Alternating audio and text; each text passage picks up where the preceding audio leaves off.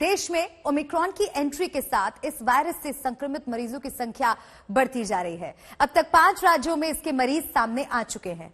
देश में ओमिक्रॉन से संक्रमित मरीजों की संख्या 21 पहुंच चुकी है। सबसे ज्यादा 9 केस राजस्थान की राजधानी जयपुर में मिले हैं। दक्षिण अफ्रीका से जयपुर लौटे परिवार में ओमिक्रॉन का संक्रमण पाया गया है। महाराष्ट्र में ओमिक्रॉन के 7 नए केस को मिलाकर ओमिक्रॉन के मामले 8 हो गए हैं। कर्नाटक में 2 और दिल्ली, गुजरात में 1-1 संक्रमित मिले हैं। ओमिक्रॉन की बढ़ती दहशत के बीच देश में वैक्सीन की तीसरी डोज को लेकर हलचल तेज हो गई है। इस पर सुबह 11 बजे टेक्निकल एडवाइजरी ग्रुप की बैठक होनी है।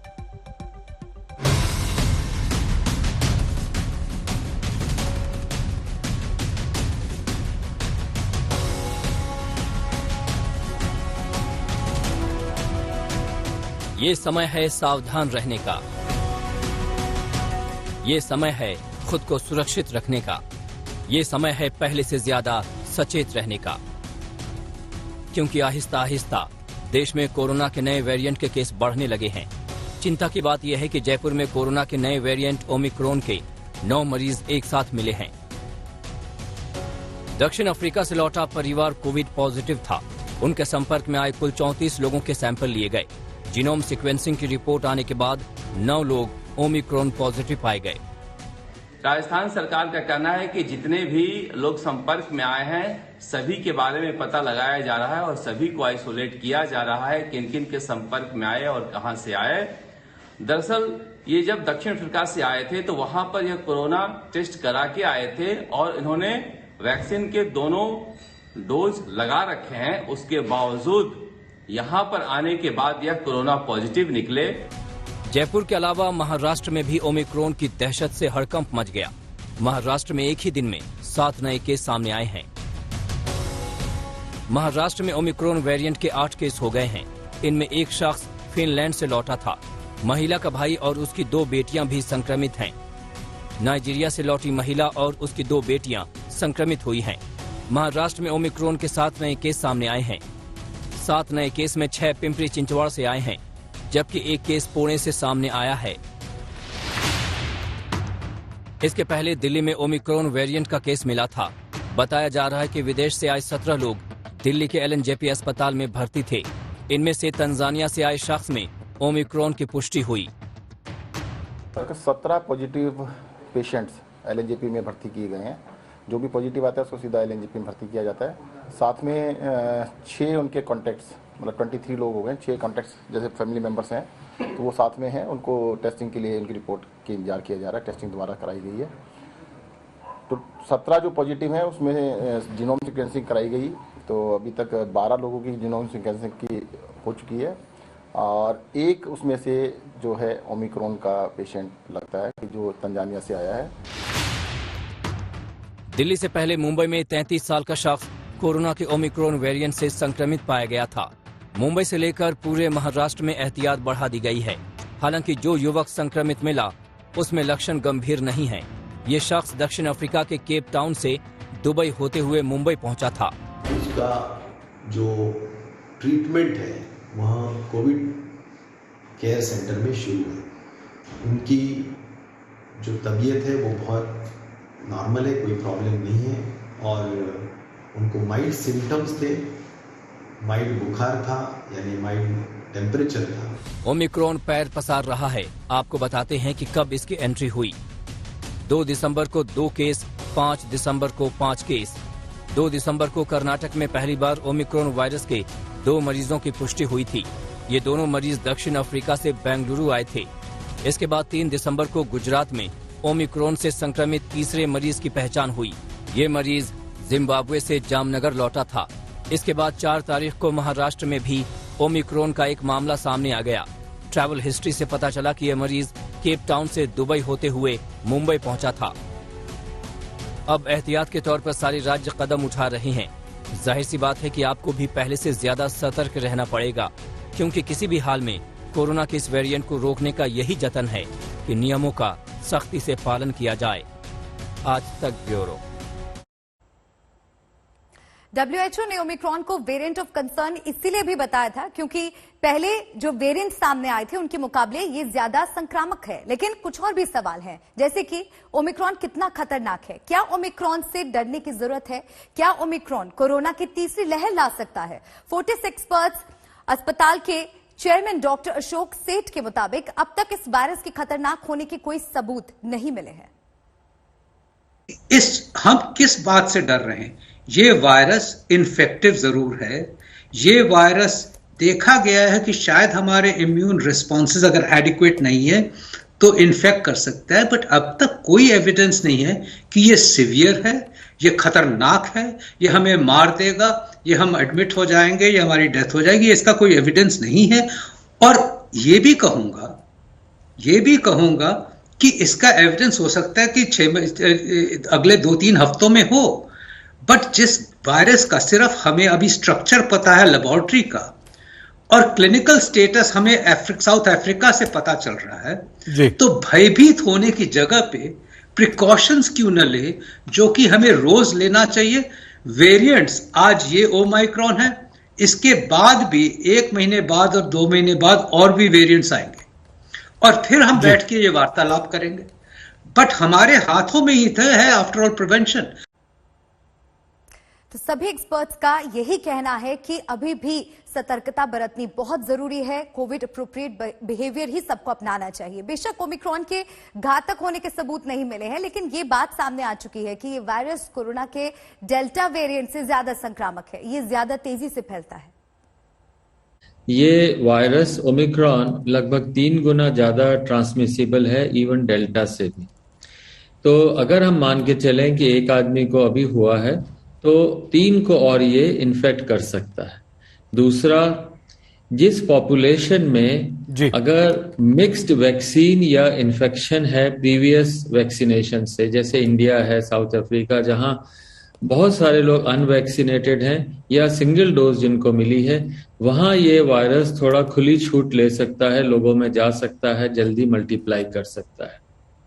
तीसरा, वायरस जो था इनिशियली जब साउथ अफ्रीका में जब डॉक्टर टूली ने जिसने ये आइडेंटिफाई किया, उनके हिसाब से ये एक HIV पॉजिटिव पेशेंट में था और चूंकि वो आदमी की रेजिस्टेंस कम थी, एंटीबॉडीज नहीं बनी, तो वायरस को बदलने में और स्ट्रांग होने में बहुत समय लग गया। तो ये थोड़ा सा स्टर्डी वायरस है और इसके अंदर इतने म्यूटेशंस हो गए हैं कि बॉडी की इम्यूनिटी को इसे समझने में थोड़ा समय लग सकता है। इसलिए ये वायरस हो सकता है हमारे टेस्ट या हमारी वैक्सीन्स को भी प्रभावित कर सकता है। ये सारी अभी एप्रीहेंशन है। वायरस के लिए सूडो वायरस बनाया जा रहा है, इसका वो सूडो वायरस जो है उसके खिलाफ टेस्टिंग हो रही है, तो ये डर है कि ये वैक्सीन्स को भी इवेड कर सकता है। इसलिए हमें कॉशियस रहने की जरूरत है। तो एक्सपर्ट से आपने जाना कि ये कितना संक्रामक है, कितनी तेजी से फैल सकता है और इसकी रफ्तार को धीमा करने के लिए मास्क और वैक्सीनेशन पर जोर देने की जरूरत है। बढ़ते हैं आगे। आज 6 दिसंबर है, यानी अयोध्या में विवादित ढांचे के विध्वंस की बरसी का दिन। वैसे तो हर साल आज के दिन यूपी में चौकसी बढ़ जाती है, लेकिन चुनावी माहौल को देखते हुए इस बार अयोध्या, मथुरा और वाराणसी में भी कड़ी पहरेदारी है।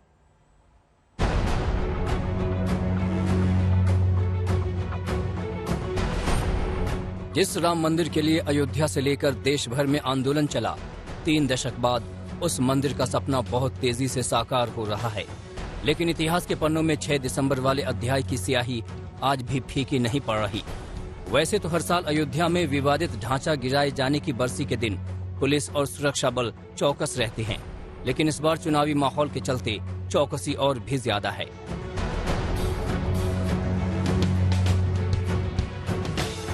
फिक्र सिर्फ अयोध्या नहीं बल्कि मथुरा में भी है। 6 दिसंबर के नाम पर किसी तरह का तनाव न बनने पाए, इसलिए इन दोनों धार्मिक शहरों में आने जाने वालों की कड़ाई से जांच पड़ताल की जा रही है। उपद्रवियों के हौसले पहले ही पस्त हो जाएं, इस मकसद से पुलिस और अर्धसैनिक बलों की टुकड़ियां राम और कृष्ण जन्मभूमि के हर छोर पर कदम ताल भी कर रही हैं।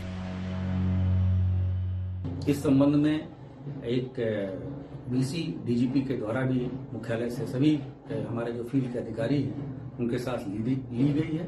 शासन के निर्देश यही हैं कि परंपरा से हटकर कोई भी आयोजन नहीं करने दिया जाएगा और इस संबंध में व्यापक सुरक्षा व्यवस्था की गई है।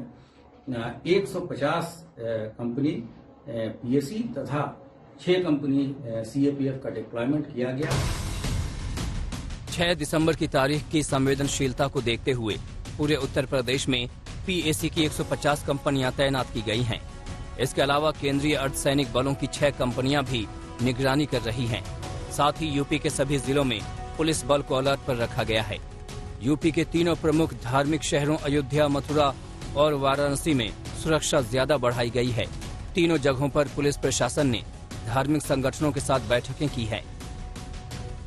अयोध्या हमेशा से संवेदनशील रहा है। हम लोग रूटीन चेकिंग भी कराते रहते हैं। कमांडो की हमारी जो पूरी टीम, पुरानी टीम थी, वो चेंज होकर नई टीम आई थी, तो उनको भी पूरा रूट दिखाना, पूरे सेंसिटिव पॉइंट दिखाना, इसको लेकर और साथ में हमारी जो रूटीन फोर्स लगी रहती है उसको एक्टिवेट करने के लिए ये हमारी चेकिंग हो रही है। सुरक्षा जो हमारी थी उसको एक्टिवेट कर दी गई और साथ में एटीएस की जो नई टीम आई है उसको हमें सारे पॉइंट्स दिखाए गए कि हमारे संबंधित जो पॉइंट्स थे। चुनावी माहौल में राम के साथ साथ कृष्ण के नाम पर भी उबाल है। कुछ हिंदू संगठनों ने आज के दिन मथुरा की शाही ईदगाह मस्जिद में धार्मिक कार्यक्रम करने का ऐलान किया था, लेकिन पुलिस और प्रशासन ने साफ चेतावनी दे दी है कि कोई ऐसी कोशिश भी न करे। The message is very straight and clear कि ऐसा कोई भी कार्यक्रम, इसकी अनुमति ना तो दी गई है ना दी जाएगी। And anybody who tries to disturb the peace या कोई ऐसी भड़काऊ बात करता है, अराजकता फैलाता है या धार्मिक भावनाओं को भड़काता है, very strict and stern action will be taken against that person. Supreme court के फैसले के बाद अयोध्या मामले पर तो पर्दा गिर चुका है, लेकिन नेताओं के चुनावी बयान बता रहे हैं कि मंदिर मस्जिद के नाम पर नए मोर्चे खुलने को तैयार हैं। लखनऊ से सत्य मिश्रा और मथुरा से राहुल श्रीवास्तव के साथ आज तक ब्यूरो। और यूपी की सियासत की अब बात कर लेते हैं। यूपी का सियासी पारा कल अचानक चढ़ गया। चंदौली में सीएम योगी आदित्यनाथ को ज्ञापन देने की कोशिश में पुलिस से भिड़ गए समाजवादी पार्टी के कार्यकर्ता। उधर लखनऊ में पुलिस वालों का गुस्सा उन अभ्यर्थियों पर फूटा जो नौकरी की मांग कर रहे थे। पुलिस ने कैंडिडेट्स को दौड़ा दौड़ा कर पीटा।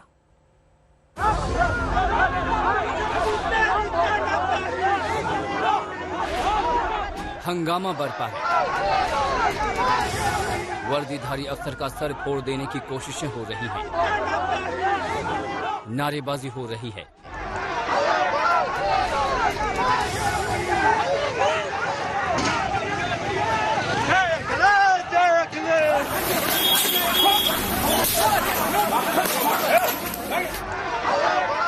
लाठियों के चटकने की आवाजें भी सुनाई देती हैं। ये चंदौली की तस्वीर है। गौर से देखिए कैसे पुलिस वाले समाजवादी पार्टी के कार्यकर्ताओं को रोकने की कोशिश कर रहे हैं और कार्यकर्ता पुलिस वालों को धक्का मारते हुए आगे बढ़ रहे हैं। बीच बीच में वो पुलिस से भिड़ते नजर आ रहे हैं। हंगामा इस कदर हुआ कि सकलडीहा के एसपी विधायक प्रभु नारायण यादव ने डिप्टी एसपी अनिरुद्ध सिंह के साथ हाथापाई पर उतर आए। डिप्टी एसपी के सिर में अपने सिर से टक्कर भी मारी। दरअसल एसपी कार्यकर्ता मुख्यमंत्री योगी आदित्यनाथ को ज्ञापन देने जा रहे थे, लेकिन जब पुलिस ने इन कार्यकर्ताओं को सीएम की सभा स्थल की तरफ जाने से रोका तो बवाल शुरू हो गया। मूव कर रहे थे और पुलिस ने बोला था कि आप शांतिपूर्वक अपना ज्ञापन वहीं पे खड़े होकर दे दीजिए। उनके द्वारा ज्ञापन नहीं दिया, मूवमेंट किया गया, तो पुलिस को रोकने की उनको कार्रवाई करनी थी, तो पुलिस ने अपनी फोर्स लगाते उनको रोका गया कि आप आगे मूव मत करिए। तो उसमें जो भी चीज हुई है उसकी जांच भी कराई जाएगी। उसमें जो विधिक कार्रवाई करनी है, जिनके द्वारा शरारत की है, उसकी तरफ विधिक कार्रवाई भी की जाएगी। क्या पूर्व जो समाजवादी पार्टी के विधायक हैं जो कार्यक्रम बताने का प्रयास कर रहे थे, उनके खिलाफ भी कार्रवाई होगी जिन लोगों ने पुलिस के साथ बदसलूकी करी है? बिल्कुल, जो भी मतलब जो इसमें शांति को जिसने भी भंग किया उसके ऊपर कार्रवाई होगी, क्योंकि कोई भी ऐसे प्रोग्राम के अंदर, माननीय मुख्यमंत्री जी के प्रोग्राम के अंदर सिक्योरिटी हाई अलर्ट रहता है, उनकी खुद की सिक्योरिटी बहुत हाई पे रहती है। तो ऐसे कोई भी जिसके द्वारा भी बदमाशी की गई उस पर कार्रवाई होगी। यूपी की राजधानी लखनऊ से भी हंगामे की तस्वीरें आई। यहाँ नौकरी की मांग करने वाले शिक्षकों पर पुलिस की लाठियां बरसी। हुआ ये था कि 69,000 शिक्षक भर्ती के मामले में कैंडिडेट कैंडल मार्च निकाल रहे थे। कैंडिडेट आरोप लगा रहे थे कि 69,000 शिक्षक भर्ती मामले में 22 से 23,000 सीटों पर आरक्षण नियमों का पालन नहीं किया गया है। उनका कहना था कि इस भर्ती में ओबीसी वर्ग की कुल 18,598 सीटें थीं, लेकिन उन्हें केवल 2,637 सीटों पर ही भर्ती दी गई। इस बात का विरोध था, मगर पुलिस से कैंडिडेट की ठन गई और उसके बाद जो हुआ वो सामने है। इधर लाठीचार्ज हुआ तो सियासत भी सर पर दौड़ी। SP supremo Akhilesh Yadav police lathi charge में जख्मी अभ्यर्थियों से मिले और यूपी सरकार पर हमला बोला। तो बांटने वाले लोग नहीं है, ये लाठी मारने वाले लोग हैं। जितना इन्होंने अपमानित किया है उसी रफ्तार से वोट पड़ेगा, उसी जिम्मेदारी से वोट पड़ेगा। इनका सफाया भारतीय जनता पार्टी का होगा। अब इस लाठीचार्ज पर सियासत गर्म है क्योंकि यूपी में चुनाव है और तनाव ही तनाव है। चंदौली से उदय गुप्ता के साथ आशीष श्रीवास्तव, लखनऊ आज तक। और ये तस्वीरें कई तरह के सवाल भी खड़े करती है। अभी चुनाव में वक्त है और इसी वक्त से ही, अभी से ही इस तरह की तस्वीरें देखने को मिल रही हैं। तनाव ही तनाव। आगे बढ़ते और अब बात दिल्ली की। दिल्ली के सीएम अरविंद केजरीवाल ने पंजाब के ताबड़तोड़ दौरे पर कांग्रेस सरकार पर हमला बोला तो कल बारी कांग्रेस की थी। पंजाब कांग्रेस के अध्यक्ष नवजोत सिद्धू दिल्ली के सीएम को अपने अंदाज में जवाब देने उनके घर के बाहर पहुंच गए। केजरीवाल के घर के बाहर संविदा शिक्षकों का प्रदर्शन चल रहा था और इस प्रदर्शन में पहुंचकर सिद्धू ने सियासी पारा चढ़ा दिया। संविदा शिक्षकों के प्रदर्शन में पहुंचे सिद्धू ने न सिर्फ केजरीवाल पर हमला बोला बल्कि पंजाब में केजरीवाल की एक एक घोषणा का पूरा हिसाब किताब किया। 1,10,000 करोड़ तुमने अनाउंस कर दिया। पंजाब का बजट है 72,000 करोड़, उसमें से 67,000 करोड़ तनख्वाहों में और कर्जे में चला जाता है। तो बचा क्या? कद्दू दोगे कहां से? और वहां आके झूठ बोलते हैं। क्या कहते हैं कि हम जी रेते में से निकाल के देंगे। रेते में से आज 300 करोड़ आ रहा है। जो पॉलिसी मैंने बनाई थी, ये कहते ना नकली केजरीवाल, मैं कहता हूं नकली सिद्धू घूम रहे हैं वहां। मेरी फोटो स्टैंड पे खड़े होके ना मेरी पॉलिसियां नकल करके आके बोलते हैं वहां। इनको ये नहीं पता कि पंजाब में अगले 2-3 साल में 2 से 3,000 करोड़ से ज्यादा रेते में से नहीं आ सकता। क्या करेगा ये? झूठ पे झूठ, झूठ पे झूठ। इसलिए मैं यहां इनके गढ़ में इनकी माया गिराने आया हूं। ये सम्मोहिनी माया चलेगी नहीं, ना पंजाब में चलने दूंगा ना यहां चलने दूंगा। सिद्धू साहब ये खड़ा था, सत्य के साथ खड़ा रहूंगा। एक बार फिर से यूपी की बात कर लेते हैं। एक तरफ अयोध्या और मथुरा में कड़ी पहरेदारी है, यूपी में सड़क पर संग्राम मचा है, लेकिन अब से थोड़ी देर पहले बीएसपी सुप्रीमो मायावती का अजीबोगरीब बयान सामने आया। मायावती का कहना है कि सड़क पर उतरने की नहीं बल्कि सत्ता परिवर्तन की जरूरत है। सड़कों पे उतरने से काम नहीं चलेगा, सत्ता परिवर्तन करने से काम चलेगा। जब सत्ता परिवर्तन हो जाएगा तो संविधान बच जाएगा। सड़कों पे उतरने से सत्ता में बैठे हैं बाबा साहब डॉक्टर अम्बेडकर के विरोधी लोग, तो लेकिन हम सड़कों पे उतर के क्या करेंगे? सियासी खबरों के बाद अब बात नागालैंड की करते हैं। नागालैंड के ओटिंग के मोन इलाके में मजदूरों की एक टोली पर सुरक्षा बलों की फायरिंग में 14 लोगों की मौत से जबरदस्त आक्रोश है। नागालैंड के मुख्यमंत्री आज प्रभावित इलाके का दौरा करेंगे। वहीं टीएमसी का एक प्रतिनिधिमंडल भी पीड़ितों से मिलने के लिए जा रहा है। इस बीच नागा स्टूडेंट्स फेडरेशन ने भी बंद का आह्वान किया है।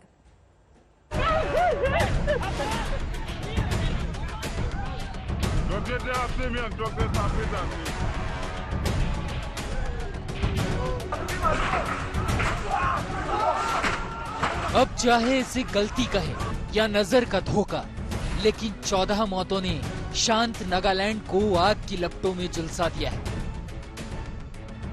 हम आपको कुछ भी बताएं, उससे पहले आप ये तस्वीर देख लीजिए। जो आपको नहीं दिखाना, उस हिस्से को धुंधला कर दिया गया है, और जो दिखाना है वो दिखाया जा रहा है। धुंधली तस्वीरों के पीछे सफेद ट्रक में पड़ी 6 आम नागरिकों की लाशें तह पर तह लगाकर रखी गई हैं। ये सभी सुरक्षा बलों की गोलियों का शिकार बन गए।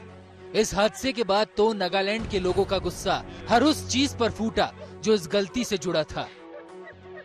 लोगों की चीख में आंसुओं का सैलाब और आक्रोश का तूफान था। इसमें एक चिंगारी थी जिसमें पहले सुरक्षा बलों की गाड़ियां झुलस गई। जो सामान यहाँ वहाँ पड़ा था उसे भी कुरेद कुरेद कर देखा गया ये किसका है, और फिर तोड़ दिया।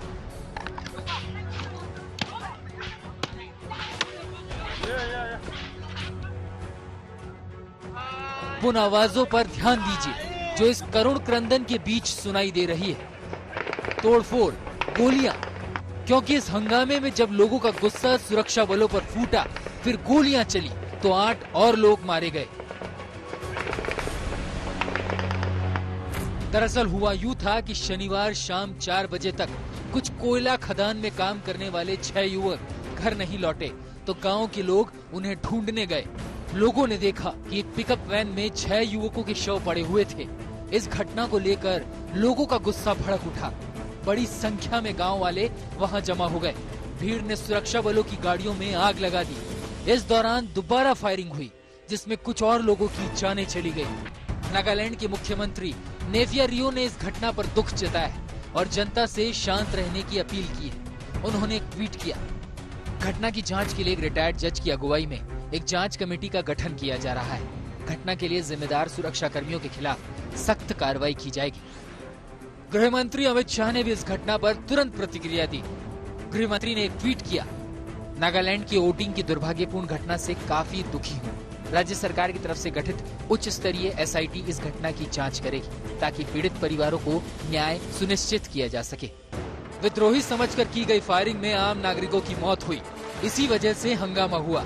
इस दुखद घटना पर असम राइफल्स का भी बयान आया है। असम राइफल्स के मुताबिक विद्रोहियों के संभावित मूवमेंट की विश्वस्त खुफिया जानकारी मिली थी। इसी के आधार पर ऑपरेशन की तैयारी की गई थी। घटना और उसके बाद के परिणामों पर हमें खेद है। दुर्घटना में हुई मौतों की जांच की जा रही है और कानून के मुताबिक उचित कार्रवाई की जाएगी। नागालैंड में हुई हिंसा की चिंगारी सदन में दिखाई देगी, ये भी लगभग तय माना जा रहा है। इंद्रजीत के साथ आज तक ब्यूरो।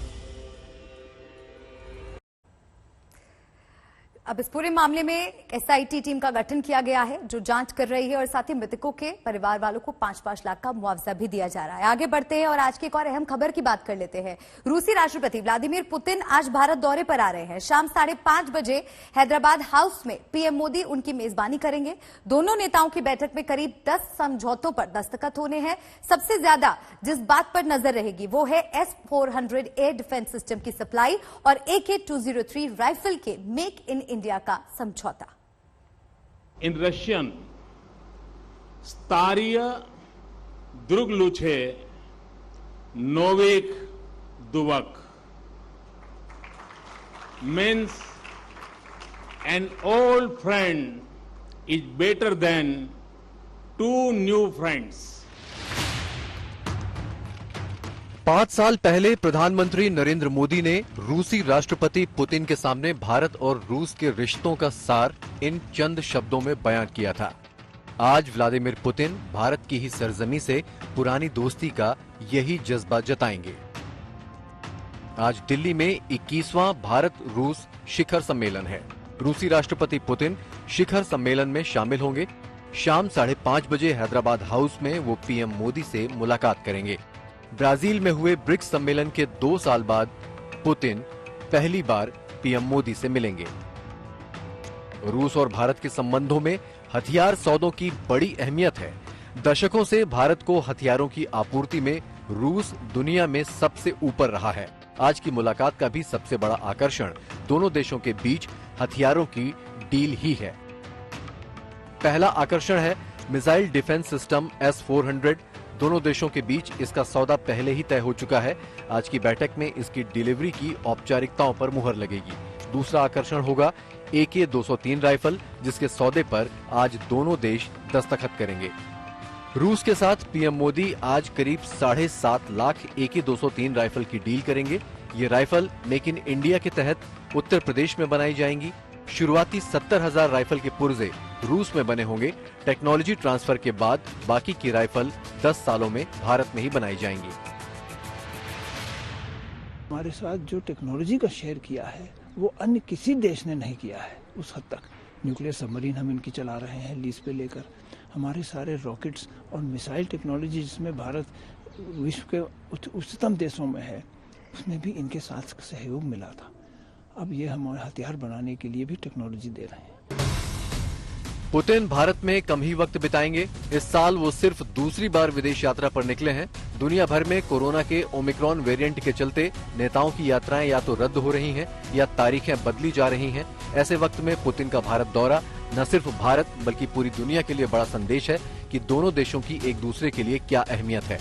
आज की मुलाकात के बाद दोनों नेता साझा बयान भी जारी करेंगे। इस पर भी दुनिया भर की निगाह होगी। Well, number one could expect a very sizable, a formidable political document statement, really formidable.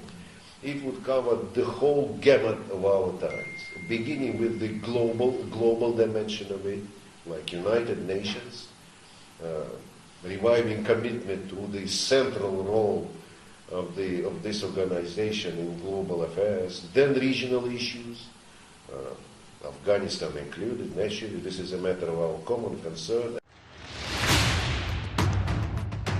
चीन के अलावा पाकिस्तान के साथ भी रूस की गहरी होती नजदीकियों को लेकर भारत में कुछ वक्त से लगातार चिंता जताई जा रही है।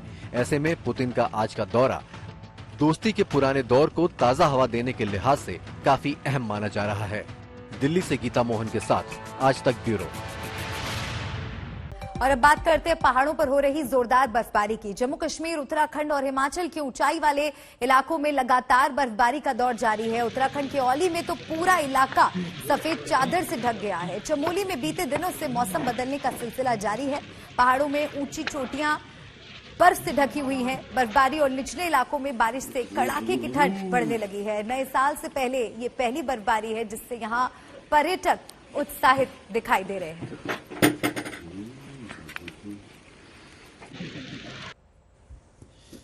पहाड़ों पर भयंकर बर्फबारी हो रही है। तस्वीरें आपको दिखा रहे हैं अलग अलग हिस्सों की। पहाड़ों में ऊंची चोटियों में बर्फबारी और निचले इलाकों में बारिश की वजह से कड़ाके की ठंड पड़ रही है और नए साल से पहले ये पहली बर्फबारी है और पर्यटक यहां पर बेहद उत्साहित नजर आ रहे हैं।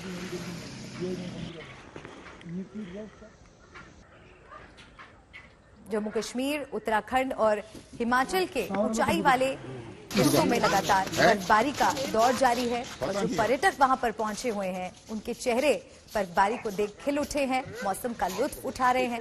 उत्तराखंड के औली में तो पूरा इलाका सफेद चादर से ढक गया है। तो चमोली उत्तराखंड की तस्वीर देखिए और मनाली की तस्वीरें आप देखिए। बेहद खूबसूरत नजारा। नए साल से पहले ये पहली बर्फबारी। हिमाचल प्रदेश के मनाली, कुल्लू समेत कई इलाकों में भी इन दिनों बर्फबारी से नजारा बदल गया है। कल से मनाली समेत कुल्लू के तमाम इलाकों में रुक रुक कर बारिश जारी है, लेकिन देर रात कई इलाकों में बर्फबारी का दौर भी शुरू हो गया। अब बर्फबारी थमने के बाद सड़कों पर गाड़ियों की आवाजाही फिर से शुरू हो गई है। लाहौल स्पीति में बर्फबारी के बाद जनजीवन खासा प्रभावित हुआ है। लाहौल की समस्त घाटी में बस सेवा भी प्रभावित हुई है। साथ ही छोटे बड़े वाहनों के पहिए भी थम गए हैं। बर्फबारी के बाद मनाली में तापमान काफी नीचे चला गया है और रात के समय लाहौल की केलांग में तापमान 0 से -8 डिग्री पहुंच गया। लेह मनाली हाईवे पर मौजूद अटल सुरंग में हादसे की तस्वीरें सामने आई हैं। एक बेहद तेज रफ्तार बेकाबू कार सुरंग की अंदरूनी दीवार से टकरा गई। गनीमत रही कि कार ड्राइवर की जान बच गई। यह हादसा पीछे आ रही एक कार के वीडियो कैमरे में कैद हो गया। जेवर एयरपोर्ट के बनने से आसपास के क्षेत्र में बनने वाले स्थानीय सामानों के निर्यात में जबरदस्त तेजी होने का अनुमान है। इससे वोकल फॉर लोकल मुहिम को भी जोरदार बढ़ावा मिल सकता है। माना जा रहा है कि एयरपोर्ट की वजह से खुर्जा के पॉटरी उद्योग और सहारनपुर की वुड कार्विंग इंडस्ट्री समेत कई और लोकल सामानों के एक्सपोर्ट में तेजी आ सकती है।